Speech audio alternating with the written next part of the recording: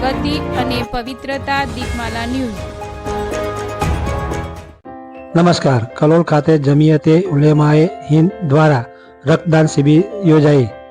કલોલમાં નૂરે મોહમ્મદ હોસ્પિટલની પાછળ આયોજન નગર સોસાયટીના કોમન પ્લોટ ખાતે જમિયતે ઉલેમા હિન્દ મૌલાના હસરત મદની તેમજ પ્રથમા બ્લડ સેન્ટર અમદાવાદના સંયુક્ત સહકારથી સતત ત્રીજી વાર રક્તદાન શિબિરનું આયોજન કરવામાં આવ્યું હતું। આ રક્તદાન શિબિર કાર્યક્રમમાં મૌલાના હુસેભા, મૌલાના સૈફુદ્દીન, સમીર માસ્ટર, જાકીર, ઇસ્માઇલભાઈ, અબ્દુલ સમદ, ડૉક્ટર ઉવેસ, ડૉક્ટર રઈસ, સાદુલ્લા ખાન પઠાણ, સાકિબ મલિક તેમજ જમિયતે ઉલેમાએ હિન્દના તમામ કાર્યકરો હાજર રહી આ કાર્યક્રમને સફળ બનાવ્યો હતો। આ રક્તદાન શિબિર કેમ્પમાં કુલ 110 રક્ત બોટલ એકત્રિત કરવામાં આવ્યું હતું। આવેલ સર્વ રક્તદાતાઓ તેમજ આમંત્રિત મહેમાનોને પ્રથમા બ્લડ બેંક અને જમિયતે ઉલેમા હિન્દ તરફથી આશ્વાસન રૂપે ઇનામ આપવામાં આવ્યું હતું।